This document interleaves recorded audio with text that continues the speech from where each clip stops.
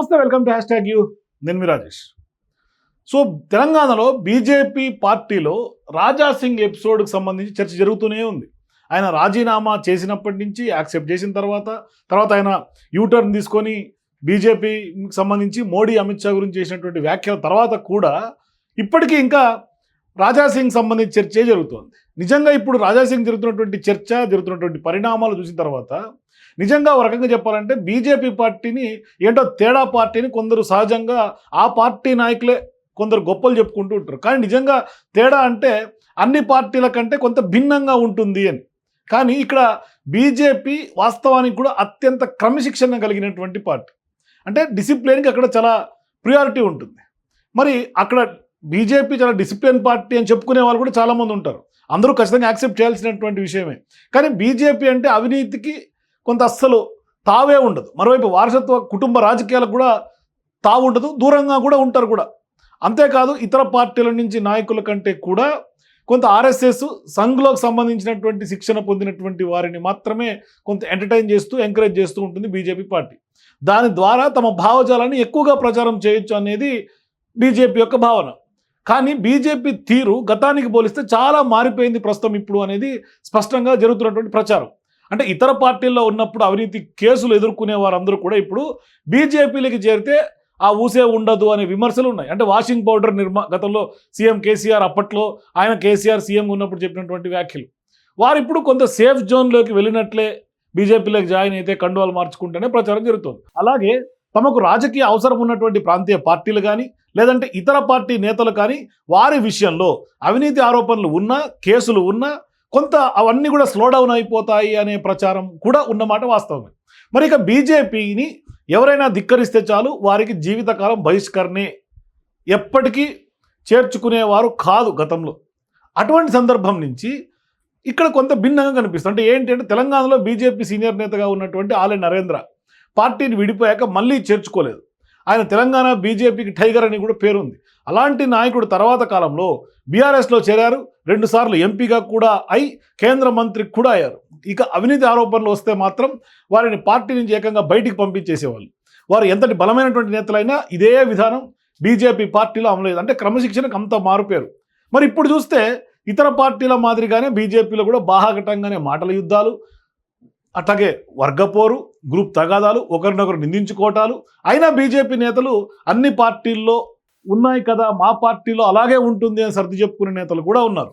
ఇక ఇప్పుడు రాజాసింగ్ సంబంధించి గోషామాల్ ఎమ్మెల్యేగా ఉన్నటువంటి ఆయన గురించి బీజేపీని వరుసగా విమర్శిస్తూ గత నెలలో రాజీనామా చేశారు. ఆయన రాజీనామాను పార్టీ తక్షణమే ఆమోదించింది. అయితే ఆయన ఎమ్మెల్యే పదవికి రాజీనామా చేయలేదు. కానీ పార్టీ చెబితే చేస్తానని ఆయన తాజాగా చెప్పినటువంటి స్టేట్మెంట్. తాను మోదీ, అమిత్ షాలకు విధేయుడు, వాళ్ళ గురించి నేను ప్రచారం చేస్తా అని ఆయన స్వయంగా చెప్పారు. మరి దీనికి సంబంధించి ఇప్పుడు నిజామాబాద్ బీజేపీ ఎంపీ అయినటువంటి ధర్మపురి అరవింద్, ఆయన పార్టీ నుంచి సస్పెండ్ కాలేదు కదా, రాజీనామా మాత్రమే చేశారు, ఒక చిన్న మిస్డ్ కాల్ ఇస్తే తిరిగి పార్టీలోకి వచ్చేస్తారు అని సింపుల్గా చెప్పేశారు రాజాసింగ్ ఎపిసోడ్లో. మరి ఇప్పుడు నిజంగానే బీజేపీ సింపుల్గా ఒక మిస్డ్ కాల్ ఇస్తే రాజాసింగ్ని మళ్ళీ చేసుకుంటుందా?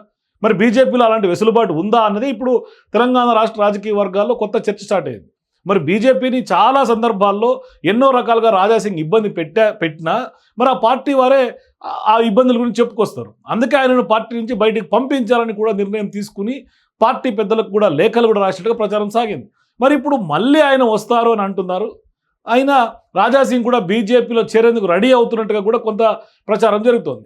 ఇలా అధినాయకత్వాన్ని ఎవరైనా ధిక్కరించి తిరిగి మిస్డ్ కాల్ ఇచ్చి చేరిపోయే సదుపాయం ఉంటే బీజేపీకి తక్కినటువంటి పార్టీలకి తేడా ఏముంది అని కూడా చాలామంది అంటున్నటువంటి మాట రాజకీయ నిపుణులందరూ కూడా.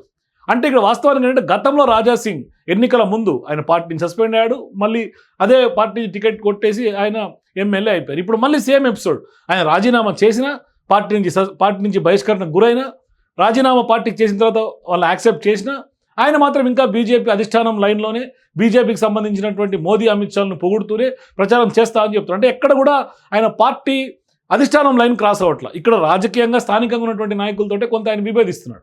సో ఇప్పుడు జరుగుతున్నటువంటి పరిణామాలన్నీ చూస్తూ ఉంటే ఖచ్చితంగా రాజాసింగ్ మళ్ళీ బీజేపీలోకి రీఎంట్రీ ఇచ్చే ఛాన్స్ ఉంటుందా? ఎందుకంటే ఆయన శివసేన పార్టీ అన్నారు, ఇంకో పార్టీ అన్నారు, లేదంటే బీఆర్ఎస్ అన్నారు, కాంగ్రెస్ అన్నారు, కాంగ్రెస్ పాత మిత్రులు కలిసిపోవాలన్నారు సీఎం రేవంత్ రెడ్డి. అట్లాగే రాజాసింగ్ సీన్ కట్ చేస్తే ఇప్పుడు మళ్ళీ ఆయన మొన్న బోనాల్లో మాట్లాడినటువంటి మాటలు, ఇప్పుడు ధర్మపురి అరవింద్ మాట్లాడినటువంటి మాటలు చూస్తుంటే ఖచ్చితంగా మరొకసారి ఏమన్నా బీజేపీ అధిష్టానం రాజా సింగ్ని రీఎంట్రీ ఇచ్చేందుకు యాక్సెప్ట్ చేస్తుందా? మరి లోకల్ నాయకత్వం యాక్సెప్ట్ చేస్తుందా? అప్పుడు మరి ఈయన తగాదంతా గతంలో ఉన్నటువంటి అధ్యక్షుడు కిషన్ రెడ్డి మీదేనా, లేదంటే ఈయన అధ్యక్షుడు రేసులో తెర మీదకి వచ్చి అధ్యక్ష పదవి ఇవ్వకపోగా రామచంద్రరావుకి ఇచ్చినంత కినుకు మీద ఉన్నారా ఆయన ఏమన్నా? మరి దానికి చర్చలు కూడా జరగలేదు, కానీ రాజీనామా యాక్సెప్ట్ అయిపోయింది. కానీ ఇప్పుడు సీన్ కట్ చేస్తే చిన్న మిస్డ్ కాల్ ఇచ్చేస్తే ఆయన మళ్ళీ పార్టీలోకి వచ్చేస్తారని నిజామాబాద్ ఎంపీ ధర్మపురి అరవింద్ చెప్పినటువంటి వ్యవహారమే ఇప్పుడు కొత్త చర్చకు దారితీస్తుంది. అంటే ఈయన సాఫ్ట్గా మాట్లాడేసిన తర్వాత భావజాలం అంతా సేమ్ ఉంది కాబట్టి మరి ఇప్పుడు మరొకసారి రాజా సింగ్ ఏమైనా బీజేపీ పార్టీలోకి రీఎంట్రీ ఇచ్చే అవకాశాలు నిజంగా ఉండే అవకాశాలు ఉన్నట్టుగా కొంత ప్రచారం జరుగుతుంది. మరి బీజేపీ ఏం కోరుకుంటుంది, రాజా సింగ్ ఏం కోరుకుంటున్నారు? రాజా సింగ్ ఇప్పటికీ చెప్తున్నారు జాతీయ స్థాయిలో బీజేపీనే ఉండాలి, మోదీ గారి నాయకత్వమే ఉండాలి, వాళ్ళు చేసే పనులకు నేను ప్రచారం చేస్తా. మరి ఇటువంటి సందర్భాల్లో ఆ ప్రచారం చేయాలంటే బయట ఉండి ప్రచారం చేయలేరు ఆ పార్టీ. లేదు అంటే ఆయన ఏమన్నా ఎమ్మెల్యే పదవిని కూడా ఏమన్నా బై ఎలక్షన్ దిశగా గోషామాల్లో బీజేపీ అడుగులు వేస్తుందని ఏమన్నా ఈ వ్యూహం పన్నాడా కూడా తెలియదు. కానీ మొత్తం మీద అయితే మాత్రం ఈ రెండు స్టేట్మెంట్స్ ఒకసారి డాట్స్ కనెక్ట్ చేసుకుంటే మళ్ళీ ఏమన్నా రీఎంట్రీ ఇచ్చే అవకాశాలు ఉన్నట్టుగా కొంత ప్రచారం అయితే పొలిటికల్ సర్కిల్ జరుగుతుంది. మరి నిజంగానే రీఎంట్రీ ఇచ్చే అవకాశాలు ఎంతవరకు ఉన్నాయి? మీ అభిప్రాయాల కింద నాకు కామెంట్స్ తెలియజేయండి. For more videos please watch #.